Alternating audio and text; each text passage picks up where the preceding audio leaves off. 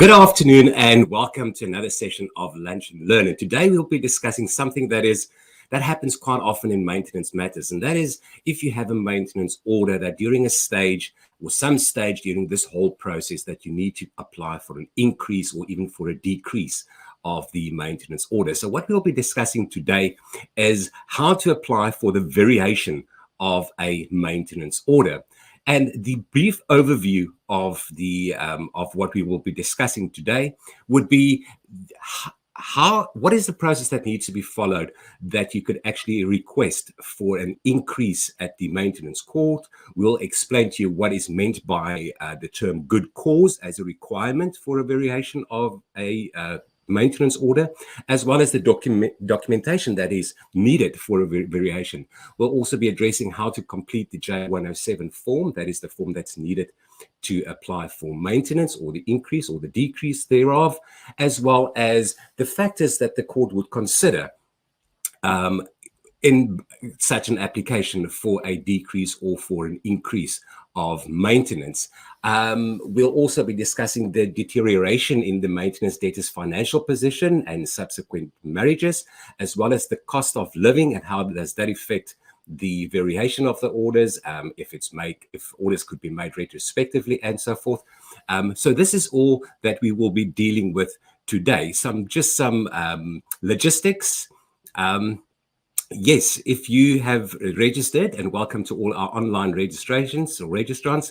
I see that we have quite a number. We actually have a record number of people watching online. Welcome to all of you.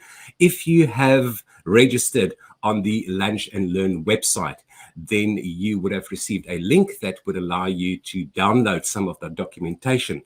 And I can just bring up the screen to show you exactly what is meant by that. If you receive the link by registering on www.lunchandlearn.org.za, you would receive a link with that is basically the link at the top that will give you access to the live webinar where you will be seeing the presenters. There's also some pre-reading material. In this instance, there is actually some pre-reading material that you can browse through. But most importantly is the handout and resource section, where you would have all the documents that we are referring to.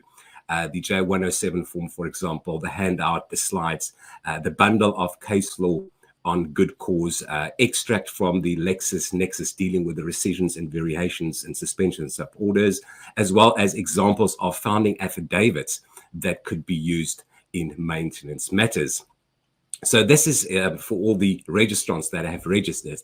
But without further ado, I'm going to hand over to Erin O'Neill, one of our candidate attorneys that will be leading this presentation. And I'll be joining you guys again with a discussion portion right at the end. And over to Erin.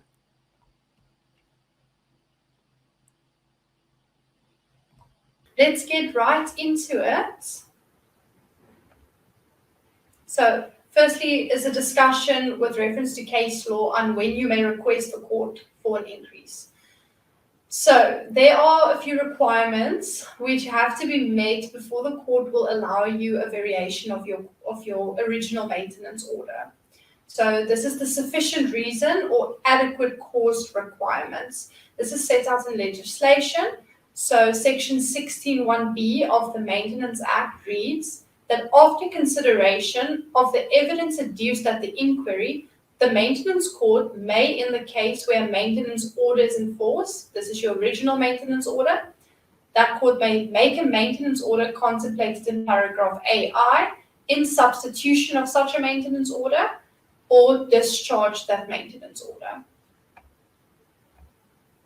Section 8(1) of the Divorce Act states that a maintenance order or an order in regard to the custody or guardianship of or access to a child made in terms of this act may at any time be rescinded or varied, or in the case of a maintenance order or an order with regard to access to a child may be suspended by a court if the court finds that there is sufficient reason therefore. So we see now that both the Maintenance Act as well as the Divorce Act states that there has to be a sufficient reason why you are applying to vary your original maintenance order, as well as adequate cause, but we will get to that. So for now, always remember that there has to be a sufficient reason why you are applying for a variation. So you can't just apply for variation if there is no reason why you're doing that.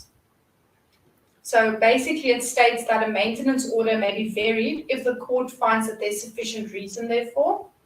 And then section 10.2 of the now repealed Matrimonial Affairs Act requires good cause for the variation. And this was also confirmed in the case of M versus M.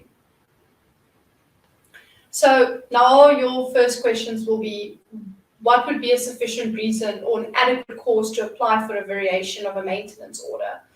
Well, the variation order may be an order where the good cause exists. So, for example, it can be varied either because the amount has become insufficient for your needs, or if you can no longer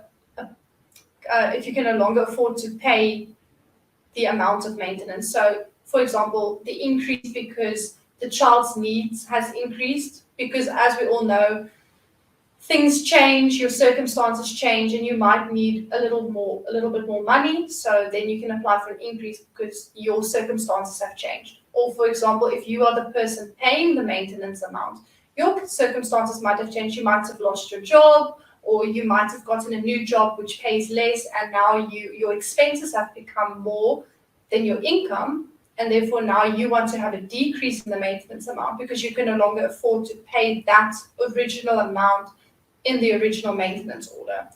So once such good cause is alleged and lodged, the maintenance officer may investigate and instate an inquiry in the maintenance court. So you go and lodge your application, you fill in your J107, we will get to that and how to complete that form. But once you've done that, you have to indicate your good cause and your reason for applying for the variation, for the increase or the decrease. That maintenance officer will then investigate it and launch an inquiry in the maintenance court. So this has been confirmed in M versus M, where the court stated that the Maintenance Act in itself does not provide a test to be applied when an application is made for the variation or discharge of a maintenance order. So what does this mean? So the variation, as we've said, this is where you apply either for an increase or decrease in the original maintenance amount that's payable. Or the court can also discharge. So you now want to discharge the application in its entirety. So you feel like you don't need to pay maintenance anymore, or you don't need the maintenance amount anymore, that order can be discharged. So the court in the Ruiz versus Ruiz stated that variation will be ordered not only in cases of breach by either party, but because there has been such a change in the conditions that existed when the order was made, that it would now be unfair that the order should stand in its original form. So the court just basically reiterates what I've said, that if there's been a change in your circumstances, your conditions of living, for example, you lost your job, so now you have less money, you wish to decrease the maintenance amount to meet your needs as well, because your expenses have now become more than your income.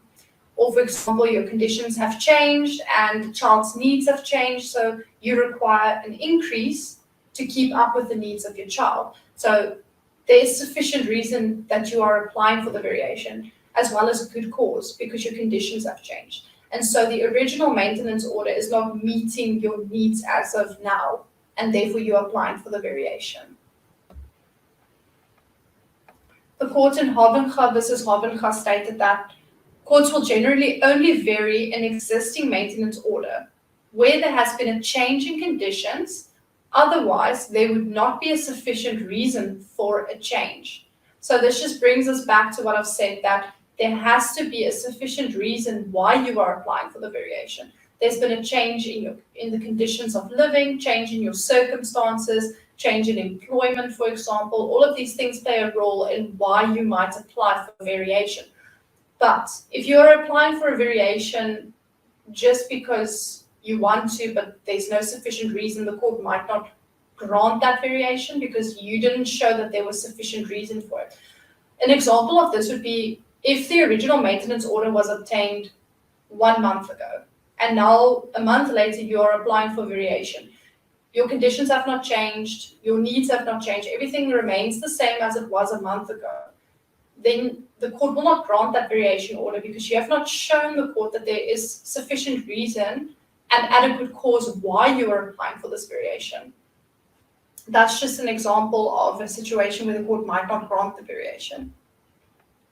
So another thing that will play a role in your application for a variation is how frequently you apply for the variation order. So do you go to court every month and apply for an increase?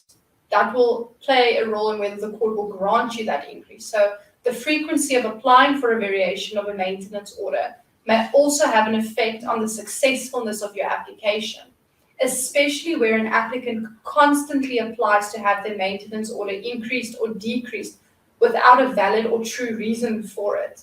So as I've said, if you go to court every month and you apply for an increase, or every month you go and apply for a decrease, that constant application will have an effect on whether you will be successful in being granted that increase or decrease in your maintenance amount. Because if you go every month, you're not being true and valid, because there's no sufficient reason why you need to apply every month for an increase. But as I've said, if you applied within 6 months, because now you had a change in employment and you can now pay more maintenance, that is a sufficient reason for applying for an increase.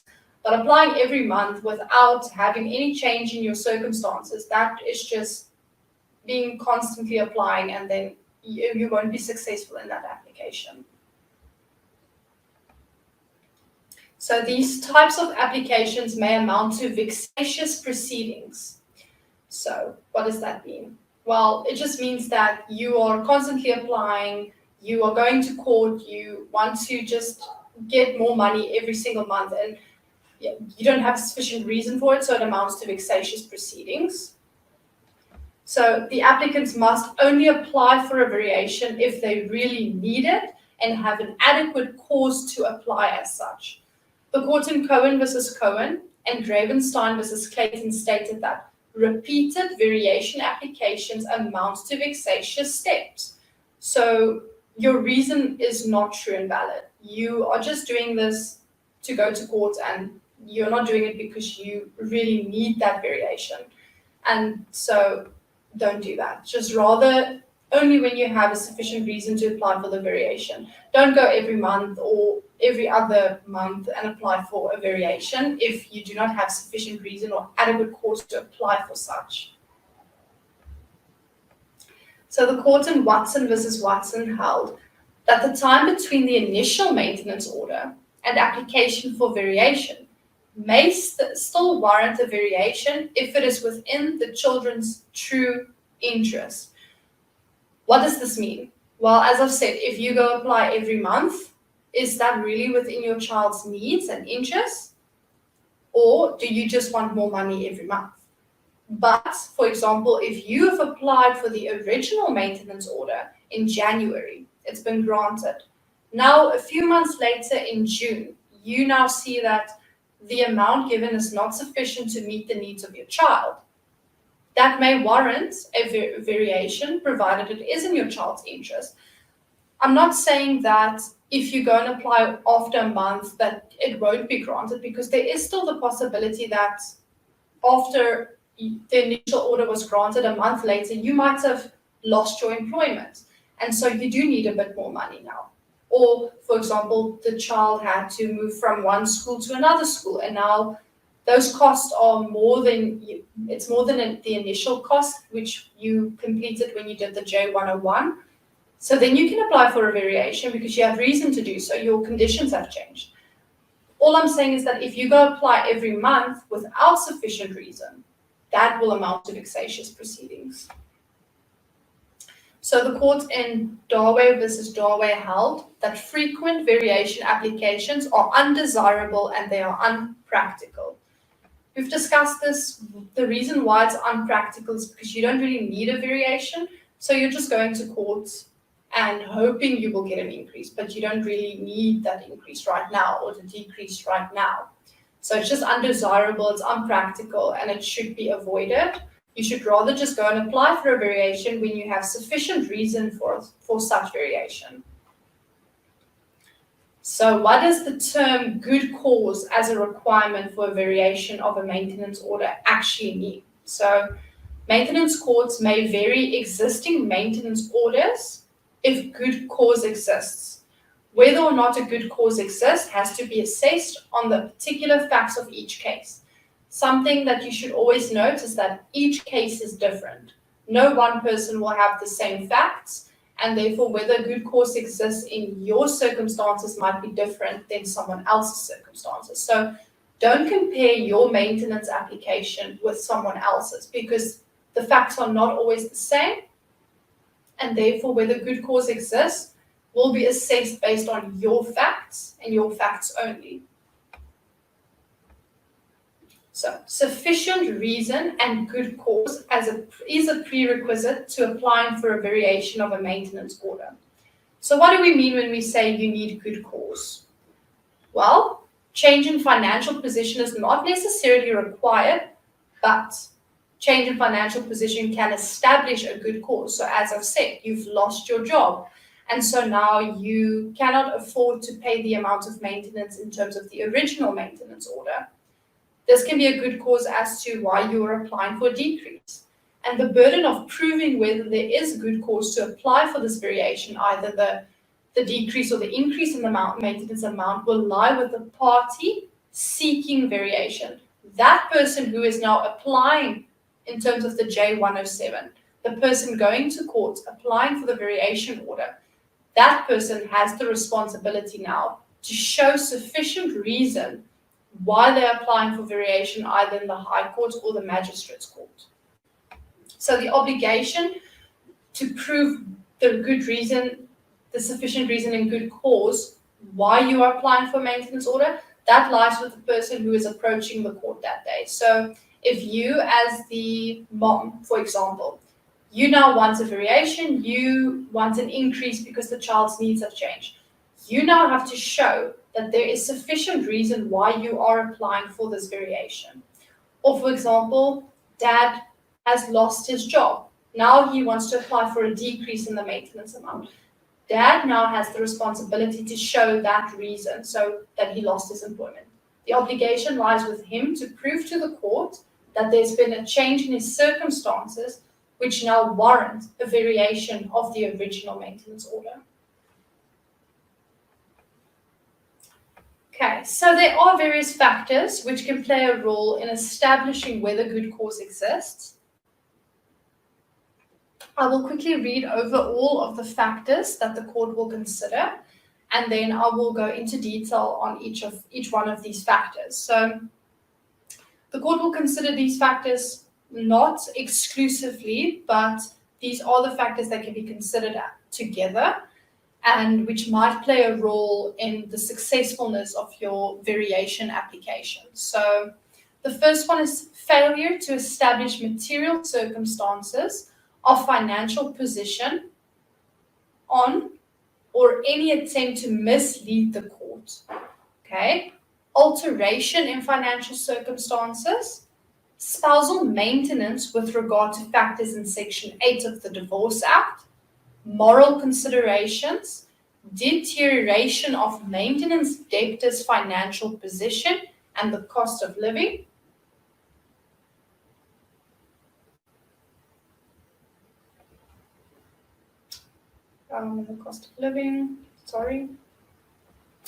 So those are the factors that the court will consider, as well as cohabitation is also a factor that the court will consider.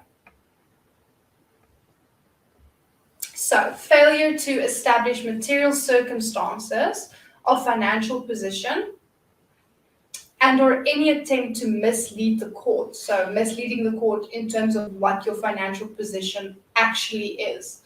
So, if a party fails to establish the material circumstances of their financial position, it will be detrimental to their case. So, if you fail to show the court your true financial positions, it might be detrimental to your case. So the court will not likely grant an increase or decrease if the party's financial position does not allow for it as such. So what does this mean? What does it mean when we say that your financial position does not allow for it?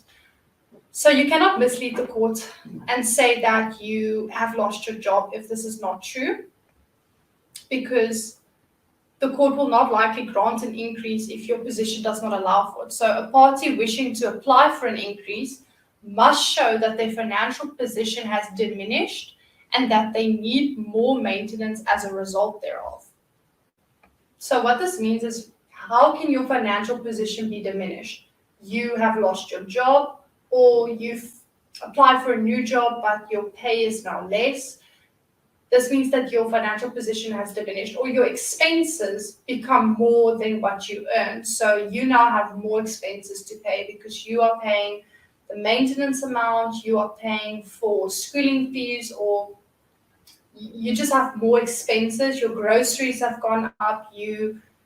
For example, all those things can play a role. So now your financial position is less than it was at the time the original maintenance order was made. This means that now you'd require a decrease, but you have to show this to the court. And you cannot lie to the court. So you cannot mislead the court into believing that your expenses are now more than your earning capacities when this is not the case. So a party seeking a decrease has to show that they have a diminished financial position and as such need a decrease in the maintenance amount payable by them. This we have discussed. Any attempt to mislead the court will be detrimental to your case. As I've said, misleading the court includes lying about your financial position or lying about the expenses, lying about your income, because dishonest misconduct will amount to an abuse of court processes and may be fatal to a party's case for variation. Thus, the parties must never lie about their financial position when asking for a variation of a maintenance order. This is very important. You must not mislead the court or be dishonest when you are in court. Always tell the truth, because if you are not telling the truth, it will be detrimental to your case. It will affect the successfulness of your application. Always be honest when talking about your financial position. Always be honest when talking about your expenses and your child's expenses. Do not make up facts because you think it might be to the benefit of your case. It will not, because misleading the court is an abuse of the court process. Just be honest, and then this will determine the successfulness of your application. Alteration in financial circumstances. What does this mean? Well, a change in the party's financial circumstances may warrant their application for variation of payable maintenance. So, for example, if a custodian parent's expenses, the custodian parent is the primary parent, so the child lives primarily with this parent. If their expenses have increased to such an extent that they now require more maintenance for their child's reasonable needs, then they may ask for an increase in the maintenance amount. So what does this mean? So the custodian parent, the primary parent who takes care of the child on a day-to-day basis, their expenses have now increased. So their expenses have become more than their income, and therefore they now require more maintenance. So they may apply for a variation to have the maintenance amount increase because they can now show that there's been a change in their financial circumstances. The child's reasonable needs have increased, or the primary parent has lost their job, and so now they require more maintenance to care for the child, for example. These are all examples of how there can be a change in your financial position. Another example, if a non-custodian parent, so the non-primary parent, the child does not live with this parent on a permanent basis, but rather visits this parent, their expenses may also have increased to the extent that they are no longer able to afford the amount due. They may ask for a decrease in the maintenance amount. So this makes sense. If their expenses have increased to such an extent that they cannot afford the original maintenance amount, they can apply for a decrease. Another change in the non-custodian parent's financial position is, as I've said, is where they lose their job. They cannot now pay the original maintenance amount and still make ends meet. So this is a change in the financial position which warrants variation because there's sufficient reason and good cause for it. However, there are circumstances where a mere change in financial circumstances did not warrant the granting of a variation of a maintenance order. So let's look at an example. The court in Davis versus Davis held that an upward variation of maintenance was not justified due to increased expenditure due to immigration. So this case serves as an example that mere immigration and increased costs will not automatically justify variation in the maintenance amount, but it may give context why the variation is being sought. So basically, this case is saying that the mere fact that you have decided to immigrate and there has been now increased cost due to this immigration, this is due to your own choice. And so this may not warrant a variation, because as you will see from there's a slide to follow, that if you apply for an increase or decrease, the change in your financial position must be out of your control. So you can't apply for a variation because you are now deciding to immigrate to Australia, for example, and now you have increased expenditure, because that was not out of your control. You made that decision to do that. And so this is just basically what this case is saying, is that it's not justified because it's not automatically justified just because you have now decided to go and move to somewhere where your expenditure is increased. But it does give context why you are applying for variation. Then we have spousal maintenance with regard to factors listed in Section 8 of the Divorce Act. So, in an application for the variation of a child maintenance order, the granting of spousal maintenance may also be relevant. So you will consider the factors that are considered by the court in awarding spousal maintenance when you also consider for the variation of child maintenance. What are these factors? The parties' conduct, the age of the parties, their health, and their ability to support themselves. So the court will also consider these factors that it considers in awarding spousal maintenance when it considers whether to grant a variation of a maintenance order.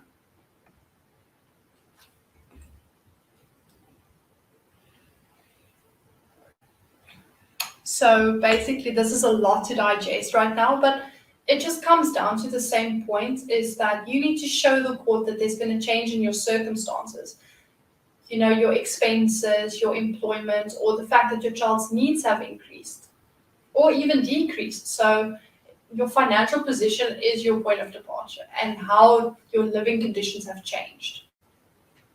So the next factor is moral consideration. So it's important to understand that in South Africa, we have moved away from the fault-based divorce approach. So that is no longer relevant.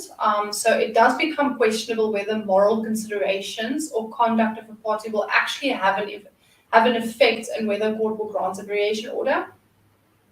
So a party's dishonesty, however, will amount to vexatious proceedings. We have discussed this right at the beginning of the webinar, where I said that when you are in court or you are applying for a variation order, you have to be honest about your true financial circumstances and be honest about your children's needs.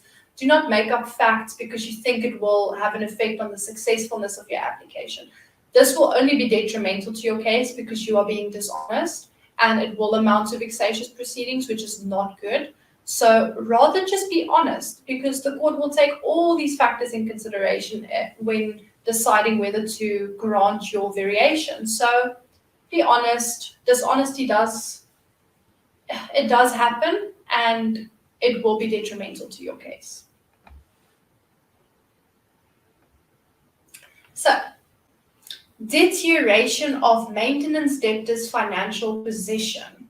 So what does this mean? We've discussed this actually already. It is the deterioration just means diminished financial position. So a decrease in your financial position. There's been an increase in expenses, or you have lost your job. It's just, these are all examples of how your financial position will be diminished. So then you may apply for a variation order to have the amount decreased. However, a downward variation of a maintenance order will not be entertained if it is unreasonable in light of the child's needs. So the debtor must show that the deterioration, the diminished financial position, was not due to their own control. This is the slide I was talking about just now. So if you have deliberately made the decision to move somewhere where your expenses will be increased, this is unreasonable because it was within your control to know whether your financial position will warrant a variation or not. Whereas something as losing your job, or for example, you end up in hospital, and this now means that you are unemployed for the time that you are in hospital. That is not within your control. You did not control that circumstance, and this has now caused your financial position to be diminished. That will warrant an application for variation to decrease the maintenance amount, because this was not due to your own control. And also always remember that the child's needs, the child's reasonable needs, becomes very important here. A silly example I can give you, for example, if you are applying for variation, your child is, for example, 6 years old. You are applying for variation because your child's needs have changed, because they now need a new cell phone. That is unreasonable because the 6-year-old child does not actually need a cell phone, because they can still use the cell phone of mom or dad. And so I would say that's not a good cause for applying for variation, because that child does not actually need a cell phone at 6 years old.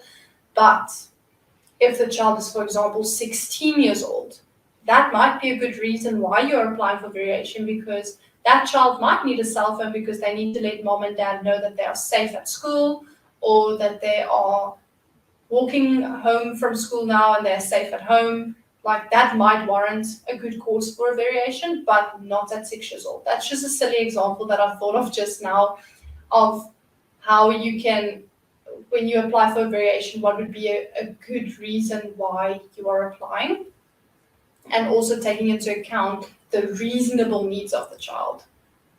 Because a child of 16 years old or 17 years old, their reasonable needs look very different than the reasonable needs of a 5-year-old child or a 6-year-old child.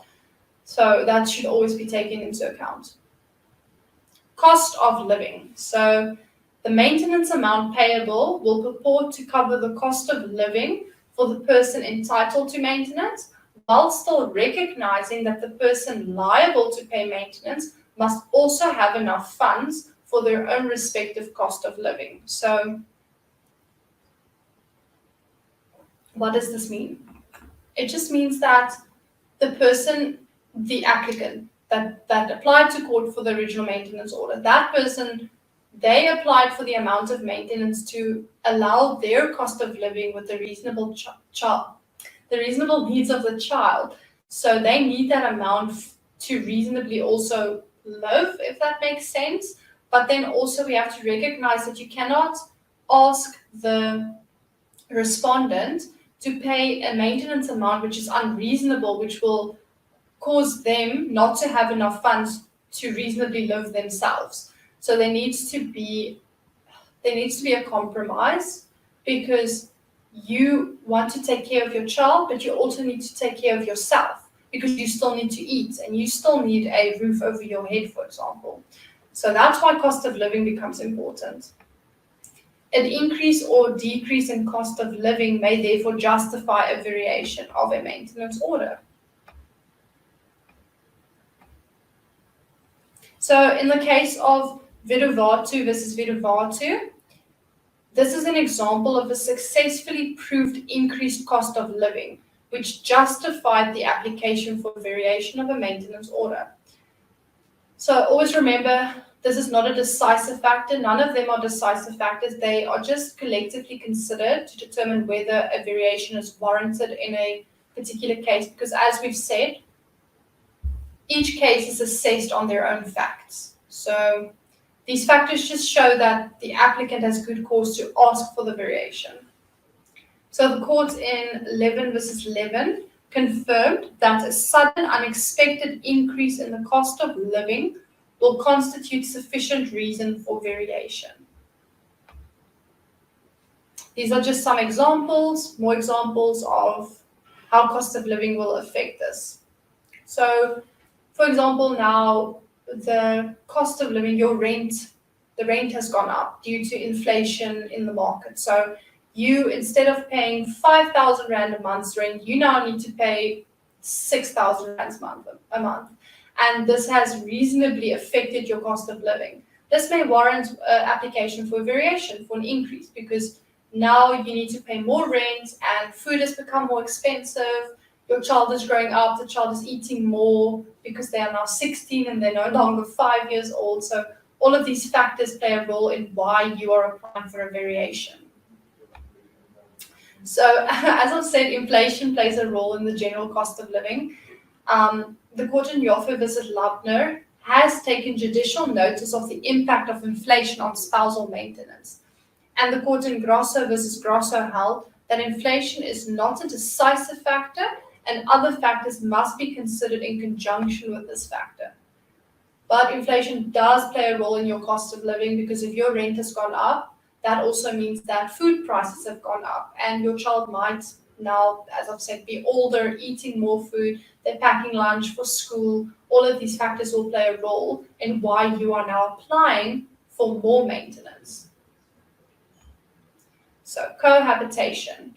Cohabitation and or remarriage of a divorced spouse may have an impact on their spousal maintenance order and the variation of such. So this is just an example of spousal maintenance. So when you get divorced and you've applied for spousal maintenance, the court may order that spousal maintenance to be paid, for example, a period of 6 months or until remarriage. So when you are remarried, that order will be discharged. But we are more focused on child maintenance and not spousal maintenance.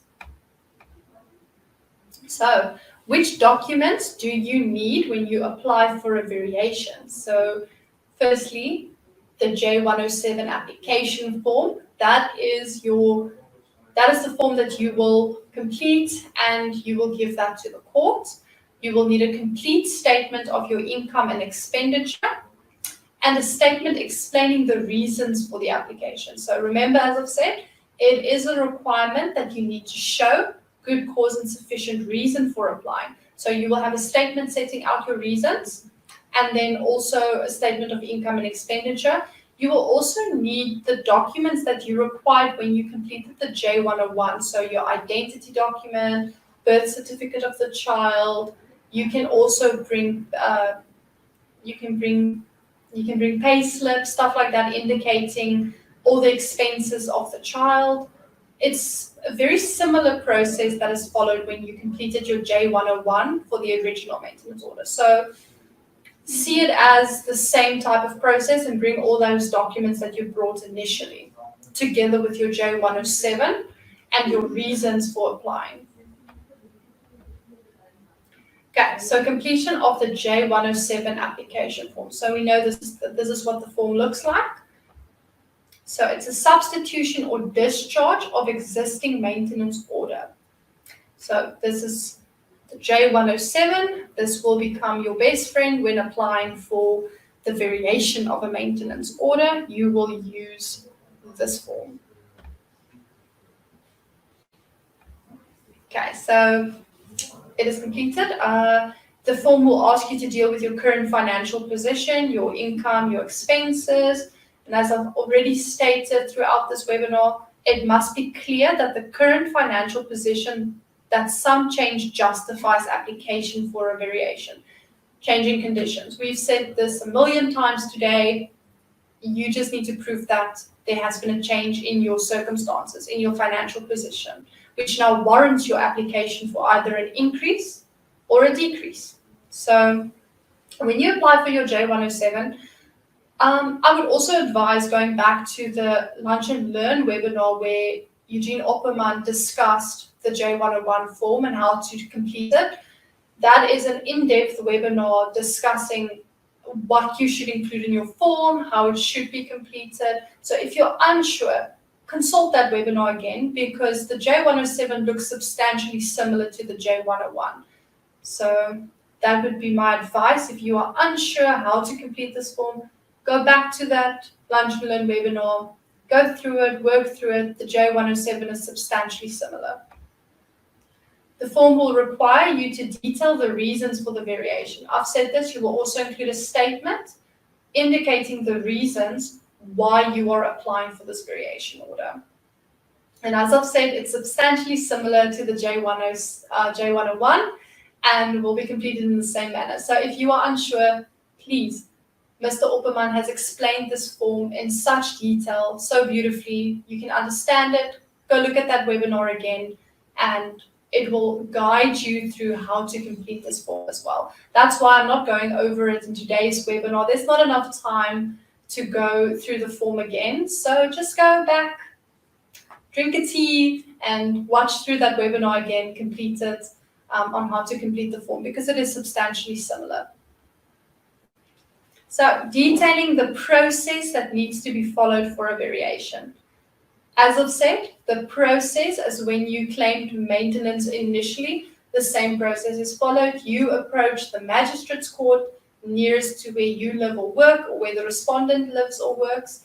You can approach the magistrate's court where the original maintenance order was obtained. You can approach that court, they will have your case on file. You will ask for the J107 application form. You will fill in that form as you would the J101. You will have all your documents ready that you need to submit, and you will submit this to the maintenance court. The form is submitted to the maintenance officer. The maintenance officer will then conduct an informal Section 6 inquiry to determine the facts of the case in an attempt to settle the situation between the parties.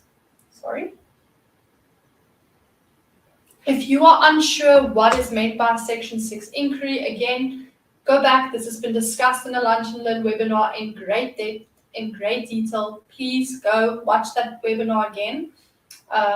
You can find it on the Lunch and Learn website or on the Facebook group.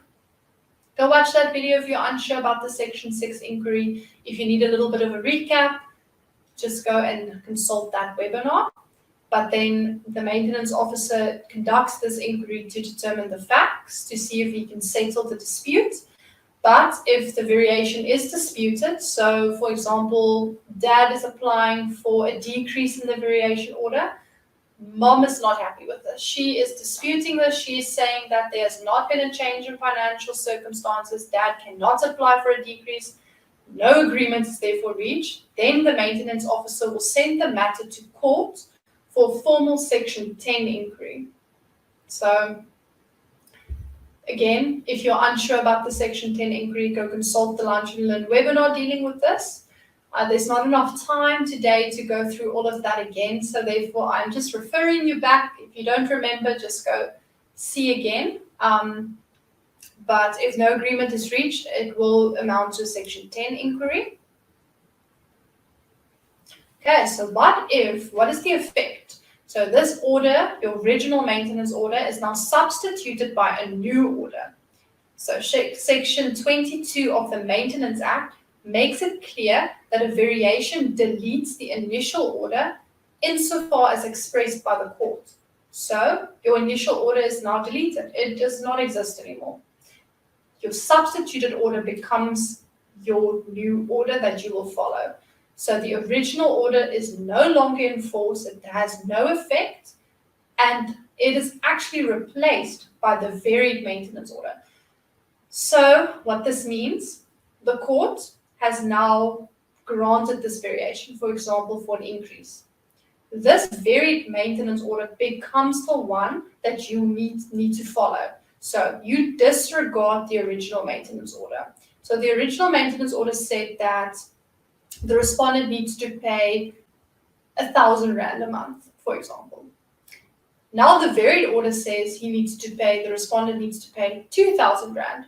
He now is obligated to pay the 2,000, not the 1,000. So you ignore that original maintenance order because the new varied order becomes the one that you follow. It is the one that will hold him or her, the respondent, accountable. So upon variation, the maintenance officer, will give notice of the decision to the registrar or the clerk in the jurisdiction where the maintenance order was initially issued. So the maintenance officer gives notice to the clerk or the registrar that that maintenance order has now been varied and that the new one is now the one that is in effect. Can a maintenance court override a high court order when it comes to maintenance? Very interesting. As we know, the high court is the upper guardian of all minor children, makes decision on behalf of children. So can the maintenance court override the high court order? Essentially, yes. Maintenance courts have the power to vary or discharge maintenance orders, including orders issued by the high court. So this is confirmed in legislation.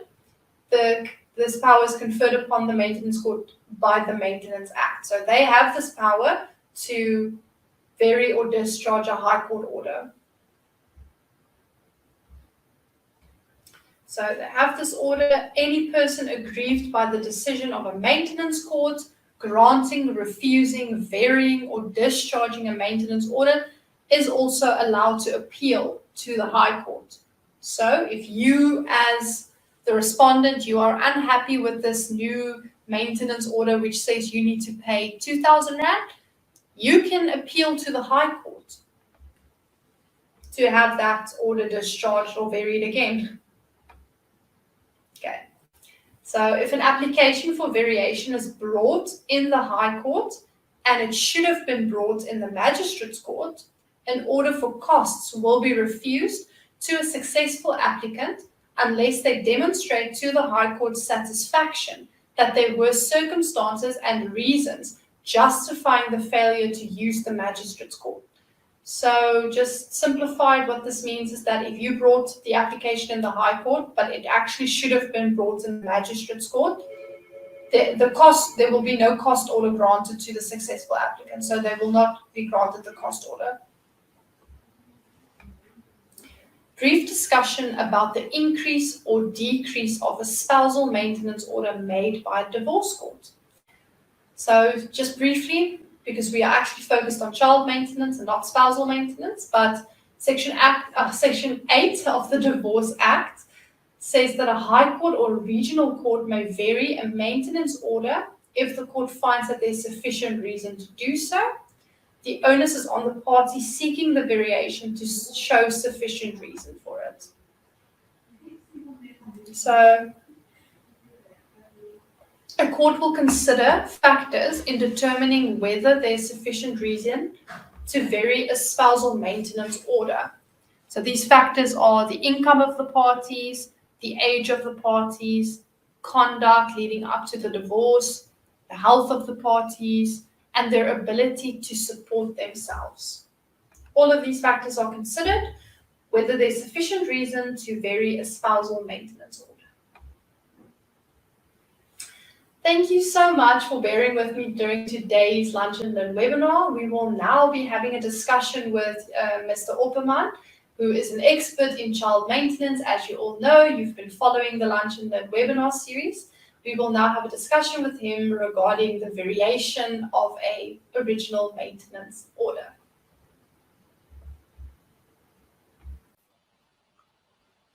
Thank you, Erin, for that insightful presentation.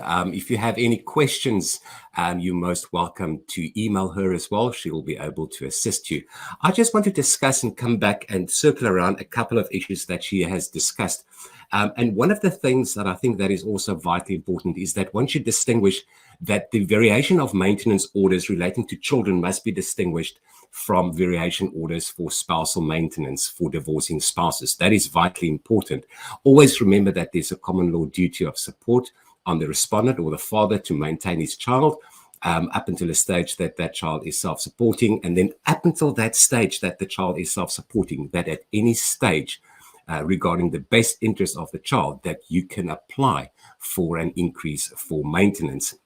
There's a couple of cases that dealt with that. Erin referred to the Vedivatu case as well as the Green case.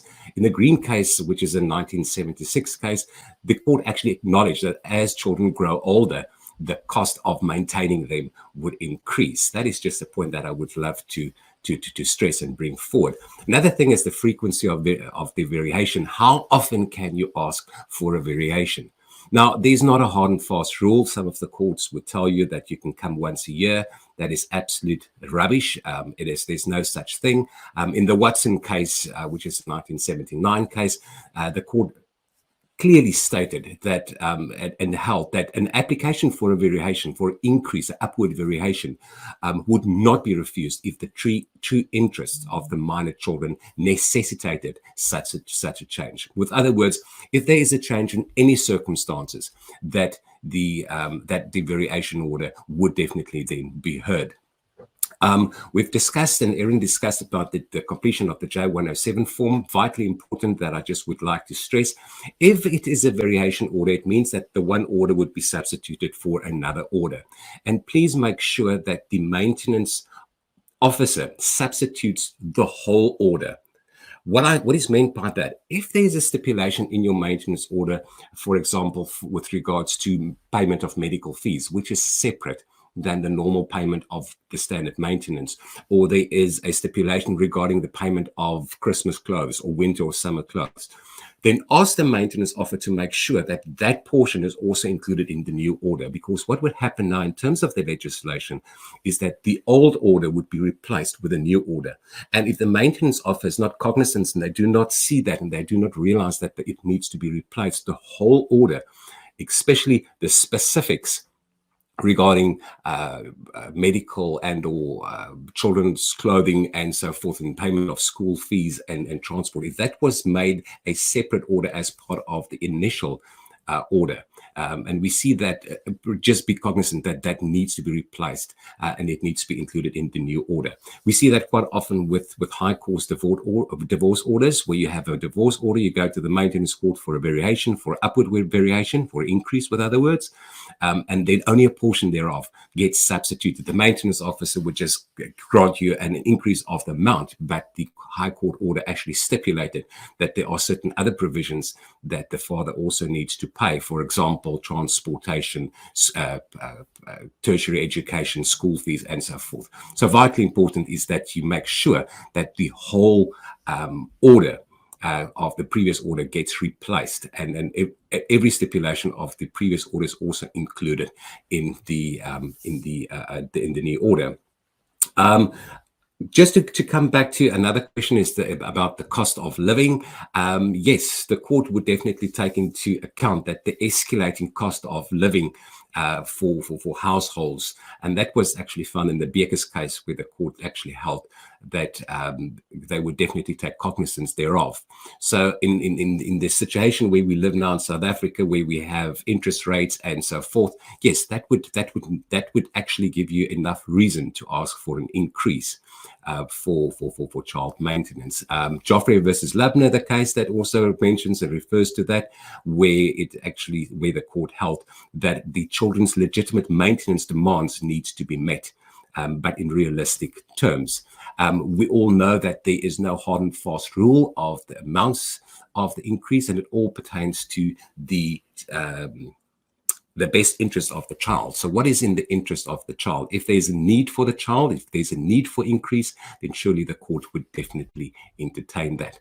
We've also mentioned, and Erin mentioned, that there's always a good idea to file a founding affidavit, a supplementary affidavit, explaining why you consider it to be a good reason or good cause to ask for a maintenance increase. If you look at for those that have registered, if you look in the resource folder, you will find 2 applications or 2 affidavits, generously sponsored by advocate raters, dealing specifically with the stipulations, what needs to be included in the affidavits that you can file together with your J107 form at court. that is basically in a nutshell from my side. Our time is basically up. Thank you for joining us. My name is Eugene Opperman. I'm a family law practitioner. I've been practicing family law specifically for the past 23 years, specializing in maintenance law, domestic violence applications, as well as children's rights. Thank you so much for Erin O'Neill for the presentation and also for the handout. And we'll see you next week, same time, same place, for another Lunch and Learn session. You please reach out to us if you have any questions, any comments, any queries. And if you need some of the course material of previous webinars, you're also most welcome just to drop us a mail on info@lunchandlearn.org.za. Thank you, guys. Have a fantastic afternoon further, and we'll see you next week.